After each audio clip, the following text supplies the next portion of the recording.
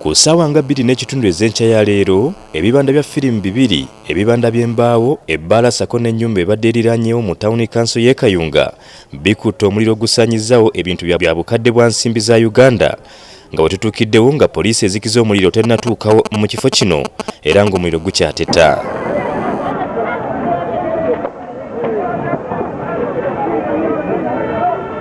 Waliwo abalabiddwako waggulu w'obusolya bw'ennyumba zaabwe nga bagezaako kuzikiza omuliro guno okugezaako kutaasa embeera.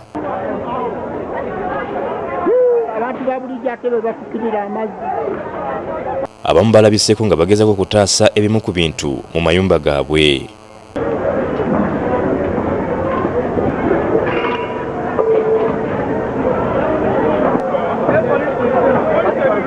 Abaddewo ng'omuliro guno gutandiikiriza bategeezezza nga bwe guvudde ku masannyalaze. Omuliro guviiridde ku masannyalaze. Waya y'amasannyalaze bwatuse n'ekutukamu wakati. Bwe kutuseemu wakati omuliro ekitundu kya waya y'amasannyalaze nga kyaka ne kigwa ku kibanda kya firimu. Bwe gugudde ku kibanda kya firimu, ekibanda kya firimu ne kikwata ne sayidi endala ekitundu ekisigadde ku nju ne kikwata ne gwa ogutandikidde ne gwaka. Badde tuli wano tulaba amasannyalaze ng'amasannyalaze gaturika era omuliro guno guvudde ku masannyalaze, ebintu by'abantu ne bitandika okukwata omuliro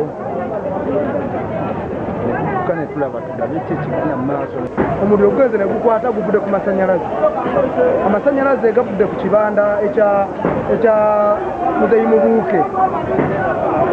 Waya zaabwe badde bazisiba bubi, bo basiba bubi waya zaabwe olubadde okuteekako ne bisipaakingi, so ne byokya wonna awatali kintu kyonna kisigaddewo. Nga wakayita akaseera katono ab'ekitongole ky'amasannyalaze batuuse mu kifo okuggyako amasannyalaze.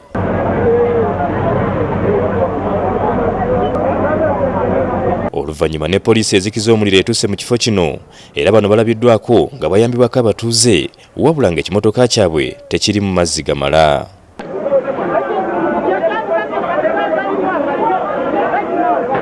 Tukubira abafaya buligedi bagenze okujja ng'emmotoka njerere teziriimu mazzi.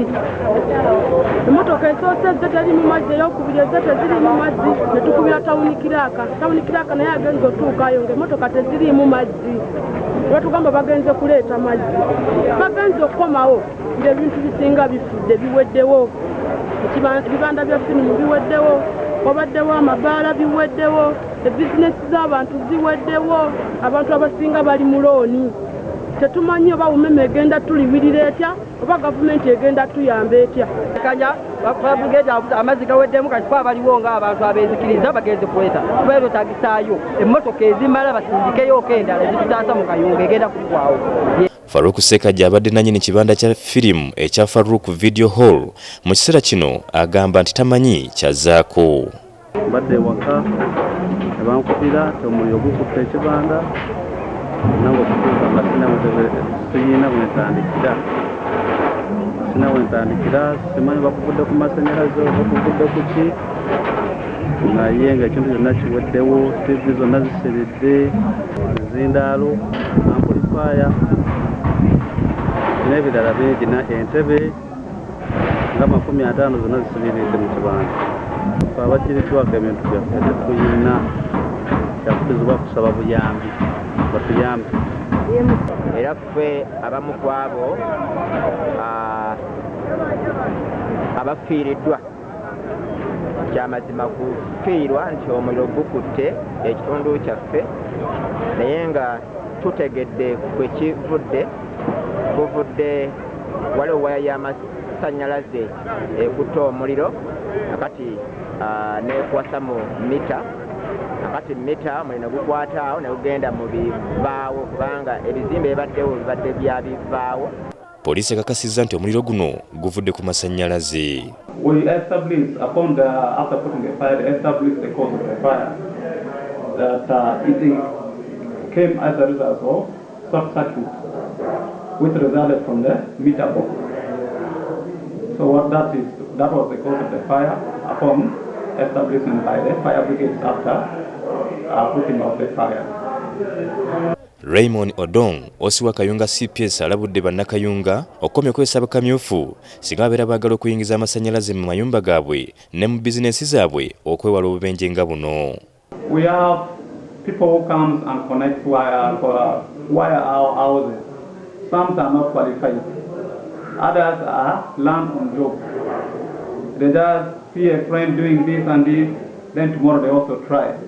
So if you call such a person comes and wire your house when he's not a qualified person, they do make a lot of mistakes. So I appeal to the community, if you want to wire your houses, please go to member office so that they give you a qualified person to come and establish. Because for them they first do the ground survey.